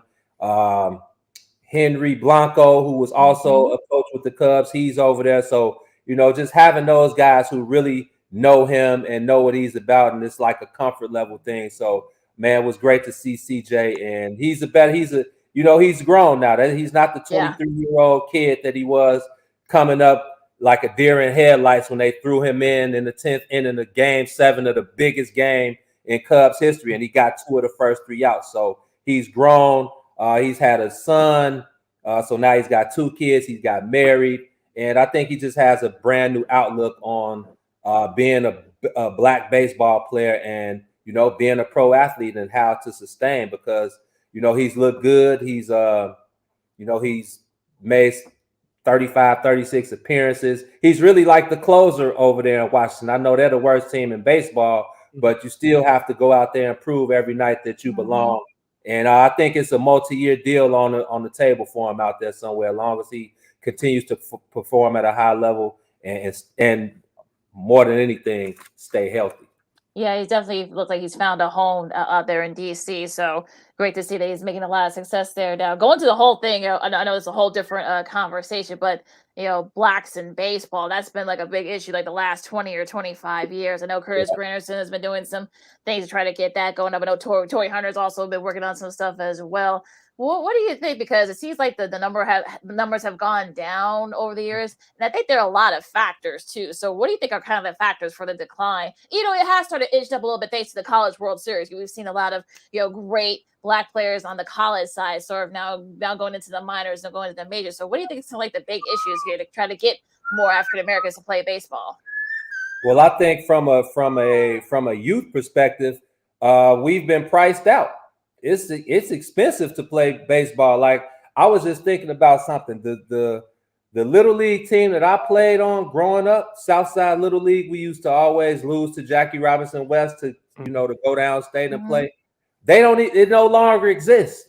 And what I realized is when you're a kid, you don't know, you're just playing and having fun, and your parents take you to practice. But what you don't realize is that those people are volunteering their time, man. Like no one's getting paid for that. Those coaches that coach, literally, they put their money up, they put their time up. They're not getting paid. So when you think about now, with everything is like travel ball, and just think about going to the park. It's gonna be a basketball laying around the park. If one of the guys don't have a ball, you can go find a basketball laying by the tennis court or lay, somewhere. You can pick that up and just you and the guys can go and hoop. A random football, that baseball is not like that. You need balls, you need bats, you need gloves. That stuff is very expensive now. So just from the grassroots level of youth baseball, we've been priced out. I think that's the biggest reason. And as far as like when you get to high school, I've heard from a lot of kids that baseball just ain't cool, and I think that's Major League Baseball's one of my issues with them not promoting. When you think about Tim Anderson, I felt like Mookie Betts, when Mookie Betts was in Boston, there was just, they dropped the ball so big on not promoting Mookie Betts. Like, I feel like they do themselves a disservice, and they don't make the game cool, and they don't make it where kids want to play. So I think there are a lot of factors, man. And I think when you look at the Major League draft this year and you see 4 of the top, first 5 kids drafted were black, that's great. But they were all 3 of the 4 were also kids of former pros. Yep. So they have every opportunity to play that game at the highest level. They don't have issues getting equipment. They don't have issues with facilities. They don't have any of those issues that the average black kid will have to overcome to play the game. So, man, there are a lot of things that need to be put in place. But I think when you look at guys like Curtis Granderson and you look at the guys from what's the I'm sorry, I can't think of the name, but Curtis and Jay Hay and all of those guys, they were doing a tour. I can't think. That's both. I'm really upset that I can't think of the name of the company that these guys established a couple years ago. But they go around the hoods of America in these inner cities and they pass out free bats and they pass out free gloves and all of this stuff just to try to get more and more black kids into the game. So I think it's more things like that need, and just the black players in general, they need to speak up more. They need to come out more. They need to be seen more. You know how it is. If you don't see it, if kids don't see it, then, they feel like it's not possible. So we got work to do, man. We got work to do, but it's good to, see the kids getting drafted, and hopefully that can inspire, the next generation of black kids, because we need it. Because when we do something, man, when we get our hands on something and we master, it's just like this. Tim Anderson has been an all-star for what? This is his 3rd year or his 2nd year? Second as an all-star. Second time as all-star. He still doesn't know how to play baseball, man. This guy is learning how to play this game on the fly. He wasn't taught. He didn't learn technique. He didn't learn any of that stuff until he got to the pro level. He didn't have anybody coming back to Alabama to teach him the fundamentals. Like nowadays, we have guys like Lou Collier, whose son Cam Collier got drafted by the Cincinnati Reds. He comes back to Chicago and he teaches these young kids the fundamentals, like Ed Howard. That's why Ed Howard looked like a pro at 13 years old, because he had guys like Lou Collier and other pros coming back, giving them the techniques and the things that these scouts look for when they're looking to draft these players. So big kudos to those guys, but I'm looking forward to seeing just how much better these guys can do. And look at the HBCUs too. I mean, they have to recruit non-black players just to fill out their roster. So that's another thing. So I was one of them. I played at Southern University in Baton Rouge.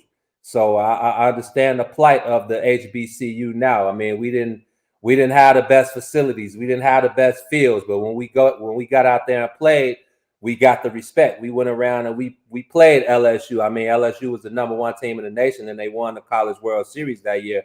But we competed. They didn't blow us out of the water. So when you talk about that, it's like something needs to be put in place. Like there are no full scholarships for HBCU baseball players, for HBCU schools in general. So, man, when you look at Deion Sanders and you look at some of these guys giving money, when you think about Puff I don't know if it was true or not, but donating $1 million to, you know, HBCU. It's things like that can help HBCUs kind of catch up and get on the almost same level playing field with these major programs, so we can have the same opportunities, man. We do the most with the less, you know. Before we get to the White Sox, Eugene, that was going to be my next question. Lakeena, we talked about this during the offseason. Harold Reynolds, the studio TV analyst for MLB Network, he brought up the idea that should be like what we talked about the Field of Dreams game, or you had the Little League Classic that was going on for a couple of years before 2020. Harold Reynolds was talking about there should be a HBCU classic type game. And I brought up the idea this should be like a Jackie Robinson type game, like we saw with the Field of Dreams last night. Harold Reynolds brought that up during the offseason. What are your thoughts about that? 100%. Why isn't there one? There should have been one in place. Yeah. Jackie Robinson. When did Jackie Robinson bust on the scene? In 52?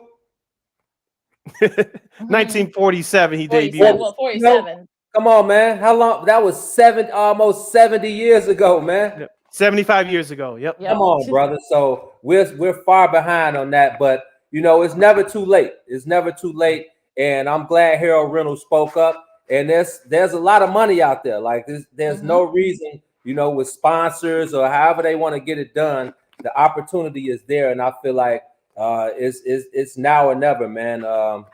You know, it's obvious what these kids need. It's obvious what we need to take this game and to take our kids to the next level. So again, when you see these guys making hundreds of millions of dollars, and you know, I'm never counting nobody's pockets. I'm not telling nobody what to do with their hard-earned money, but it's about the youth. It's about the next generation.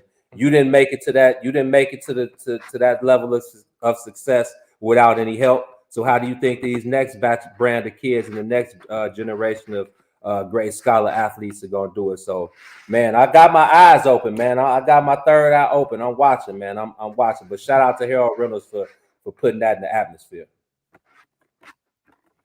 All right. Go ahead, Lakeena. Oh, sorry. Last moment or two with Eugene McIntosh from the Bigs here on Second City Sports on Sports Zone Chicago. Here we go. Now we got to talk about these White Sox. We'll keep it. Okay, right. I mean, I'll keep it short and sweet and straight to the point. Do you think they can win the AL Central? That's my question to you about the White Sox. No. Okay. It's over with for the White Sox, and this all started back after they lost the ALDS to. Was it the ALDS to the Houston Astros? Yes. Yeah, when me and Terrence, when we flew down to Houston and we watched those first two games, and the Sox did not make the proper adjustment. They did not make the proper acquisitions. They do not have the right guy in place to lead the troops, and injuries, man. And then, you know, I forgot all about Garrett Crochet. Like when you think about these guys, man, Lucas Giolito, all of these guys just not living up to what the expectation was. I think all of that stuff has caught up to these guys right now. And the fact that they're letting the Minnesota Twins and the Cleveland Guardians battle it out for first place in the AL Central is beyond me. I'm so disappointed in those guys. I'm more disappointed in the guys than I am Tony La Russa, because at the end of the day, Tony La Russa, he makes the decisions. He breaks the lineup card. He makes the DH. He makes the substitution, the pinch hitters. Ethan Katz, you know, they do the bullpen and all of those things. But at the end of the day, the guys go out on the field and play the game. And I'm extremely disappointed with the effort. They haven't looked locked in at all. When you look in the dugout during the games, they look half dead. We saw Tony in there half asleep the other day. So this is a combination of everything coming to a head, man. And I do not think, you know, this is baseball. So there are 162 games in 184 days. You play the first third of the season kind of coasting through, especially teams who know what it takes to make a run and become good playoff teams. For the White Sox, they can't just turn it up in this last 40 plus games. Like baseball, when it comes to the playoffs, all you got to do is catch that hot streak. You catch a 2-week hot streak, headed in the right direction come playoff time. Long as you get into the tournament, who knows? But right now, I think this team is dead, especially with TA being out for the next 4 to 5 weeks. They lost their leader in Miami, and I mean, we know TA's has some other things going on in his life as well. That's not my business, but you can see that TA is just not all the way there on the field. He struggled offensively. I mean, I'm sure he's still hitting 300. You know, he's going to get his 2 hits per game, but he's just looked like a shell of himself. And I think that's kind of it's been a trickle down effect throughout that clubhouse. You see Eloy finally coming back. Luis Robert missing time. Jose Abreu started off slow. Yoan Moncada, I don't know if he's still shooting music videos or what his issue is. In fact, Josh Harrison has to be the everyday second baseman, and I like Josh Harrison. I like his character. He's shown that he's an everyday ball player. His track record shows that, but they just did not make the proper acquisitions from last year, and it's all coming to a head. And I definitely think that they're going to be on the outside looking in. So Sox fans, it's time to jump off the cliff, man. I've been telling y'all to hold on. It ain't time to jump off the cliff yet, but I think heading into September, yeah, man, go ahead, hop out the 3rd floor window, guys, because it's over. Great, Lakeena. I guess I'll be wasting my money at Sox Park this weekend, even though I'm a season ticket holder. But thank you, Eugene. But one thing about Josh Harrison, I will say this about Josh Harrison. You at least get to hear Frankie Beverly and Mazes before I let go. Before you. Oh yeah. It's that if nothing else. Exactly. Last question for me, Eugene. Assuming that the Sox don't make the playoffs, or even they back in, which I think is what's going to happen if they do make the playoffs, they'll barely back in. Who stays and who goes? Rick Hahn, TLR, Tony La Russa, or do both of them get shown the door during the off season? Who stays and who goes? I think everybody is on the man. Everybody needs to go. They need to do a complete haul. Everybody, any and everybody, whatever makes sense. Nobody's safe, man.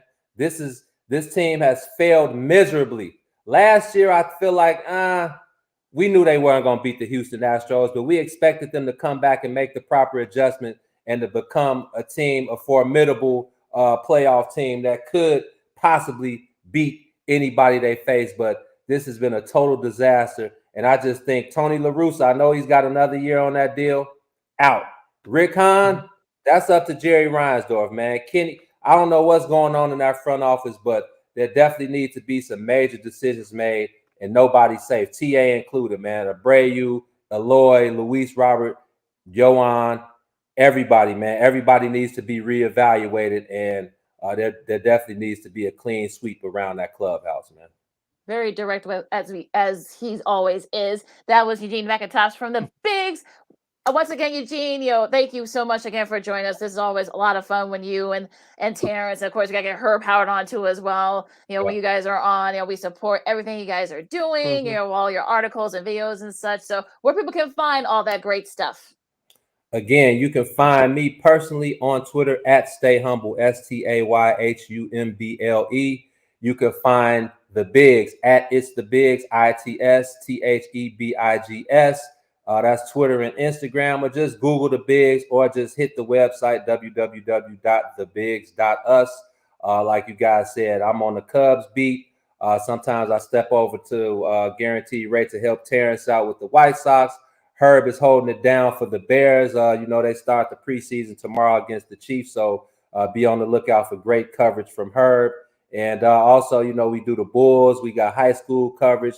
And we're in the community, man. It's all about the community, and it's all about uplifting and taking this thing forward for people that look like us, man. And the next batch of aspiring sports media journalists, we got to kind of show them the way and lend them a helping hand. So, man, shout out to you guys, man. Second City Sports, the podcast is dope. I'm always in tune.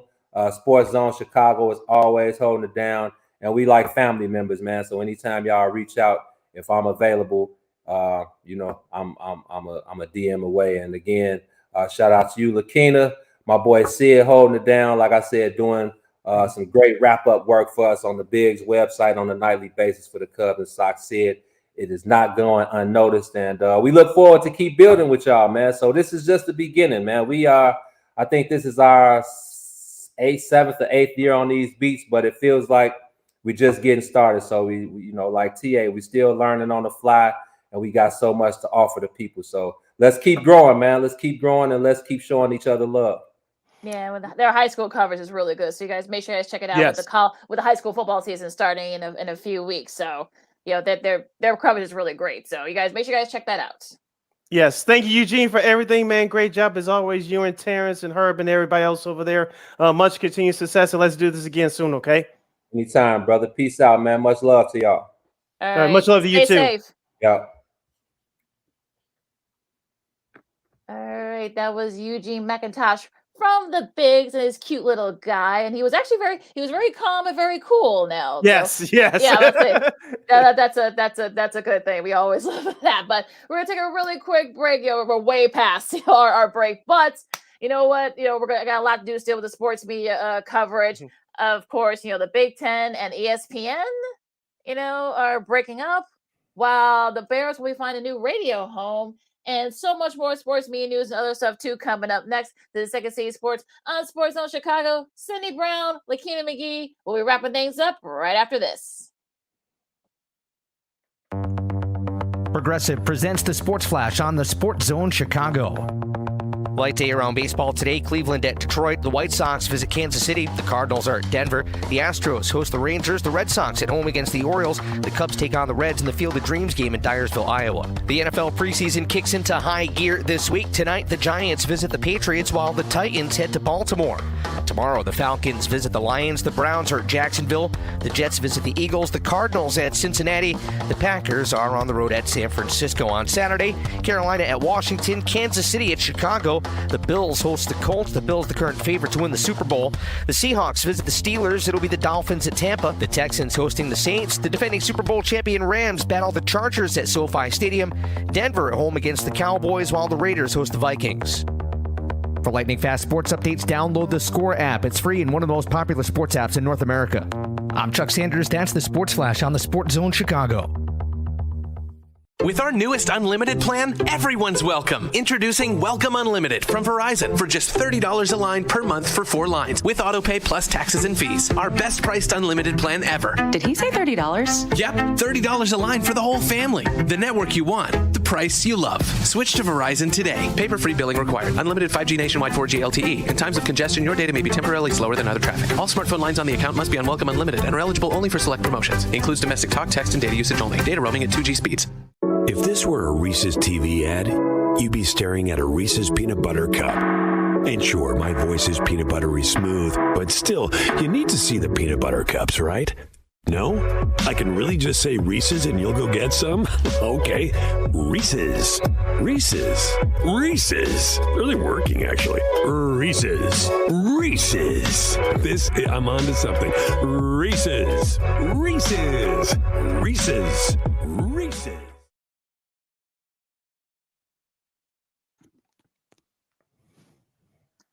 All right, welcome back to Second City Sports on Sports Channel Chicago. Lakeena McGee, Cindy Brown with you today. You can follow me at Keena McGee on the Twitter and at Keena McGee on the IG.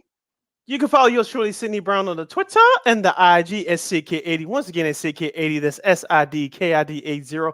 That's SIDKID80. If you have any questions or comments left in our less than 15 minutes of this extravaganza we call a sports talk radio show, you can hit us up at Sports Zone Chicago's Facebook page or Sports Zone Chicago on YouTube. Type in your questions or comments in the comments section. Lakeena will get them up on the screen for you. Lakeena, I know you has a couple other nuggets before we close out, but I really wanted to get into this Big Ten deal with CBS, NBC, and Fox. I think it kicks in a couple years when when USC and UCLA, will join the Big Ten. Of course, it looks like NBC is going to get the big prime time coverage. CBS will get the 2:30 game. Fox will still keep his big news Saturday kickoff. And ESPN, as we expected, they're dropping out of airing Big Ten games. Then going for the big jugular in the SEC. Yeah, they're putting all their eggs in the SEC basket. This is a 40-year relationship between the Big Ten and ESPN. And if you remember a lot of the moments from the Big Ten, for their football and also their men's and women's hoops coverage, so they decided to put it all out there. And it's sort of interesting, how all this, with the conference realignments and the musical chairs and stuff has changed over the years. It's very it's Mhm. very interesting, and also too, it's going to be interesting about the streaming rights. Will a lot of it be on Peacock? Will it be on Paramount Plus? I know with the CBS going to be losing to SEC at the end after this coming season, and they're going to need some. So they got the big fish in the Big Ten, so that's actually pretty cool there in that front. But it's going to be very interesting to see how these games are produced, how they're going to be streamed and such. So it's yeah. So this is according to some of the John Oran from Sports Business Journal. He broke the news initially. Mhm. Although it will probably be official till about maybe next week, so we'll give you guys an update on that. But it looks like that's all accounts, that's what's happening. So yeah, I mean, look, if you're CBS, you're feeling pretty good because you got a nice little rapport there. You got the Big Ten. Also, too, you got football, basketball, and such. Gonna be interesting to see how those things are spread out among all the networks and such streaming. Like I said, so yeah, this is gonna be very interesting. And also too, I wonder this, and this is me dreaming and looking down the road, but does this entice Notre Dame to join the Big Ten?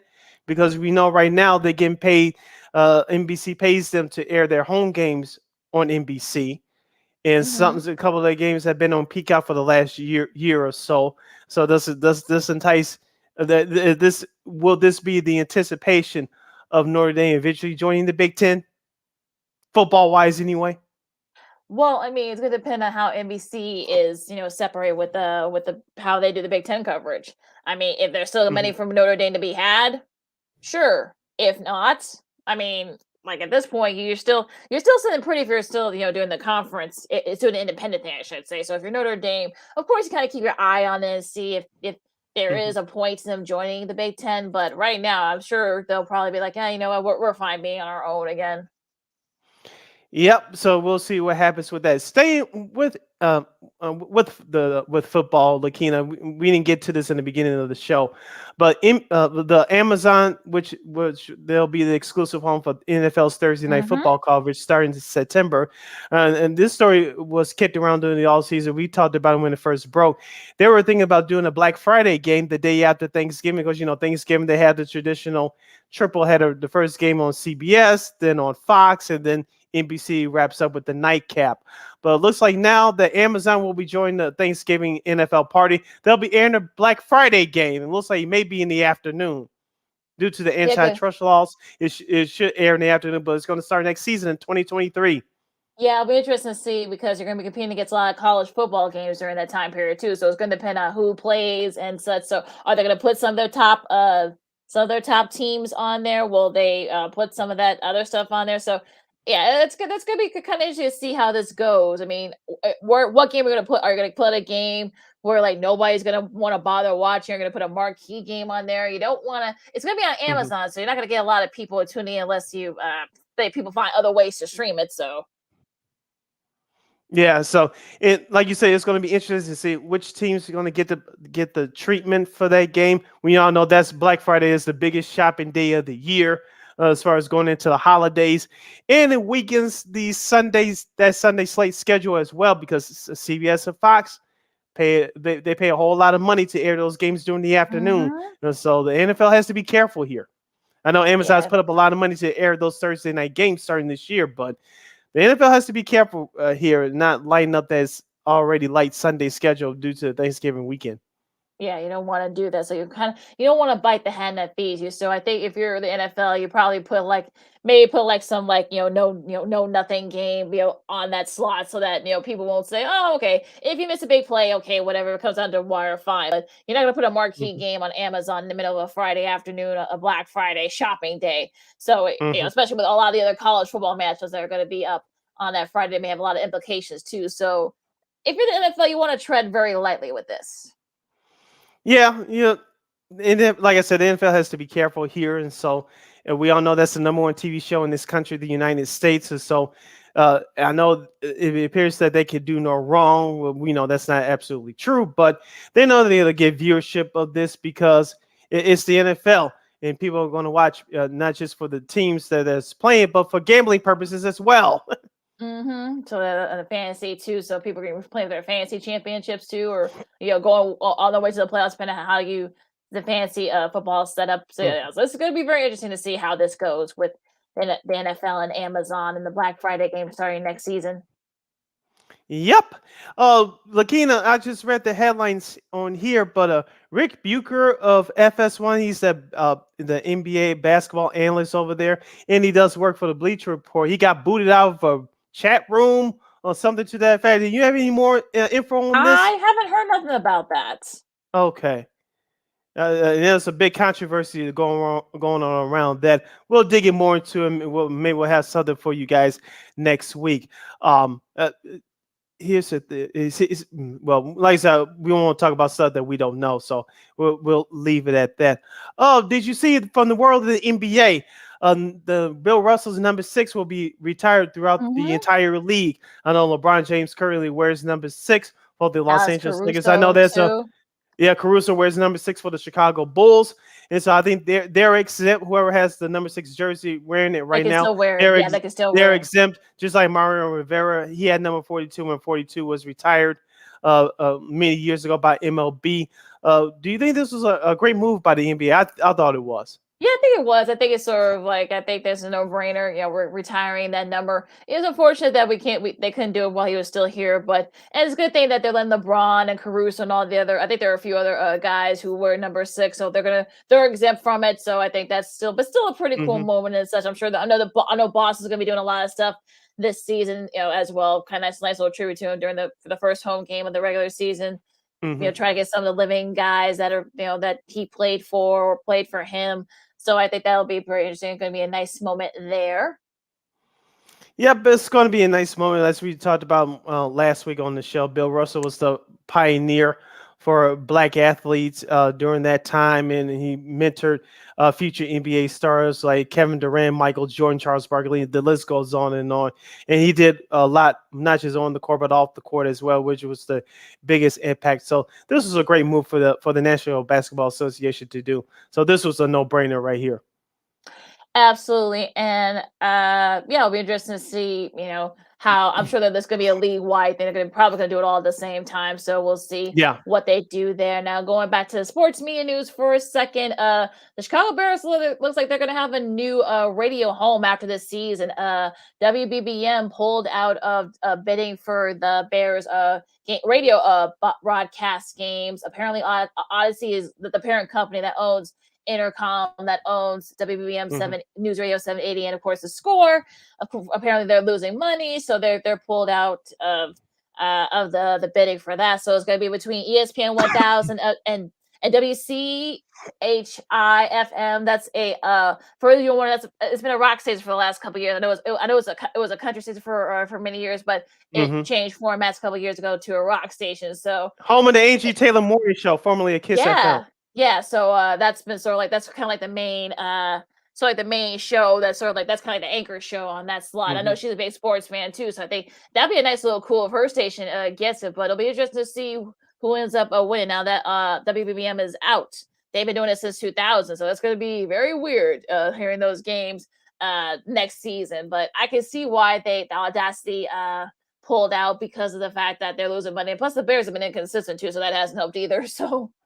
Yeah, that's going to hurt the score a little bit, but they're still going to get guests on to talk about the Bears, so that won't be a problem. They just can't lean on the extra coverage like they have been doing over the last 20 years or so, because BBM is the sister station to the Score in terms of the flagship, but no longer after this year. But I'm going to tell you why ESPN 1000 needs it the most, because the way the White Sox have been playing this year, and yes, broadcasting rights to sports radio stations does huge business for a sports radio station, but for the fall, Lakeena, call me crazy. How many times you are tired of hearing national stuff, especially on that station during the football season? ESPN 1000 needs it. They need it desperately.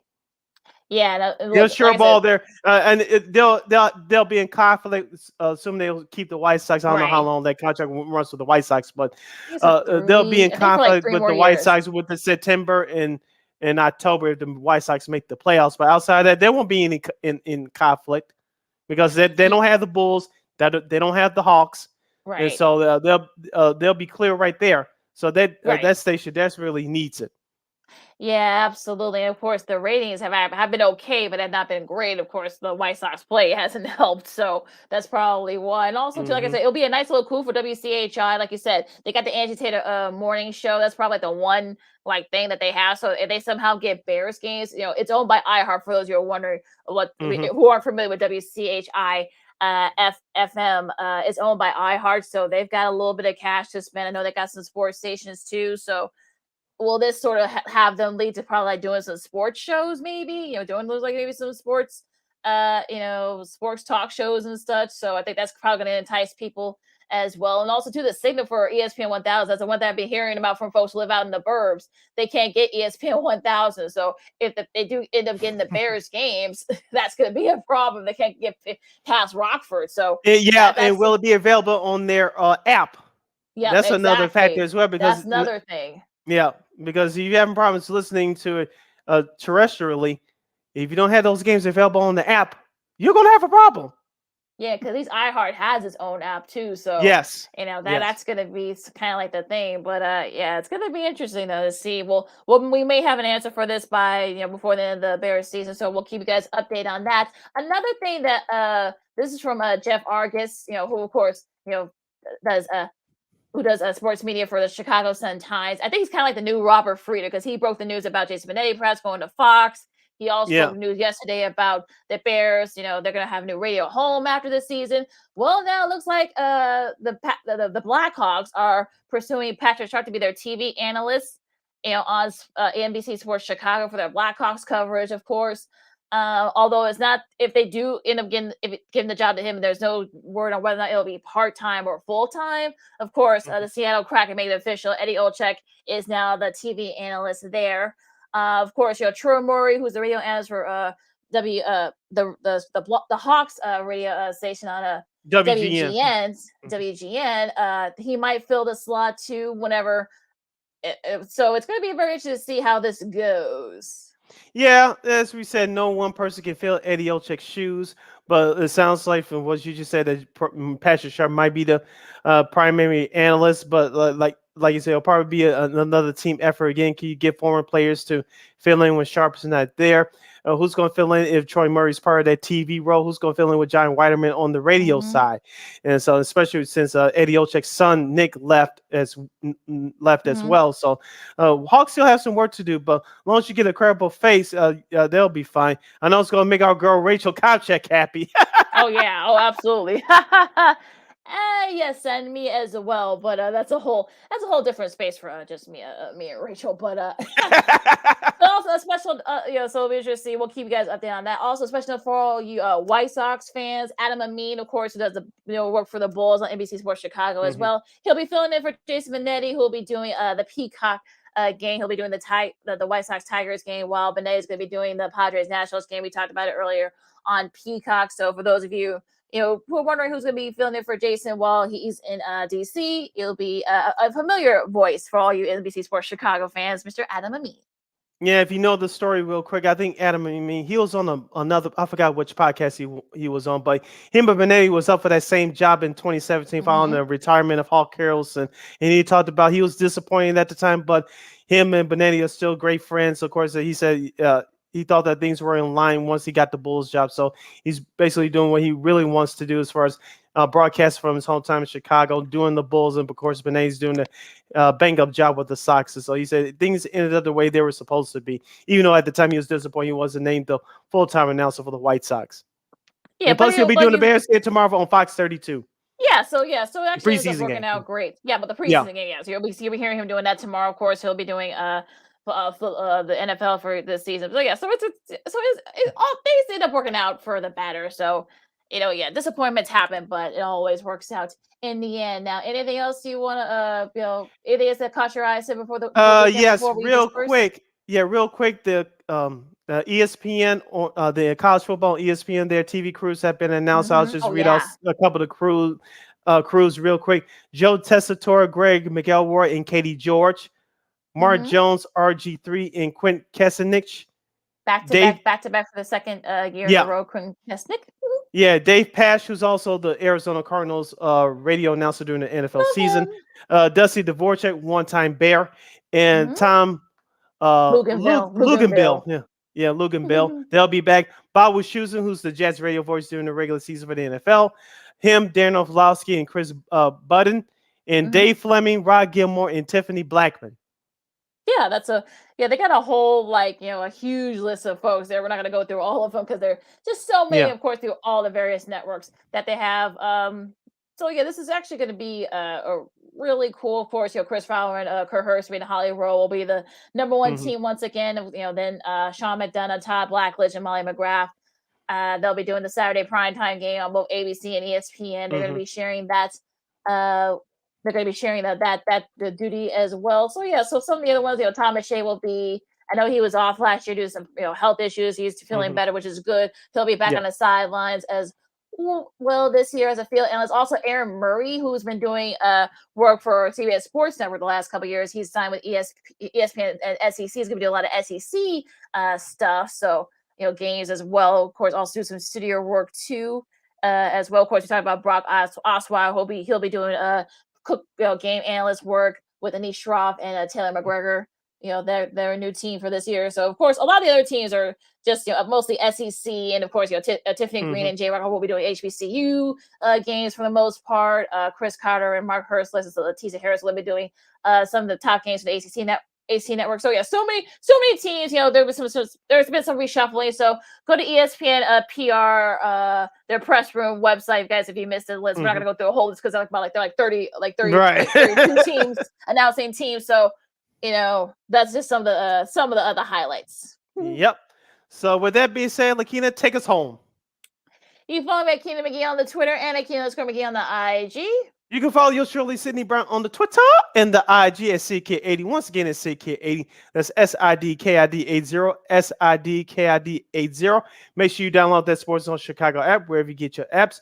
Make sure you find Sports Zone Chicago on all social media platforms, Facebook, Twitter, Instagram, and YouTube. Make sure you catch our podcast at War on Anchor. We are available on all podcast platforms, including the iHeartRadio app. And make sure you follow War Media at WARR Media on Facebook, Twitter, Instagram, and YouTube.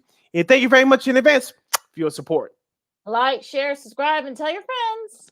And make sure, before we get up out of here, make sure you catch Sports Zone Chicago now on Roku TV. That's right. You can catch Sports Zone Chicago now on Roku TV.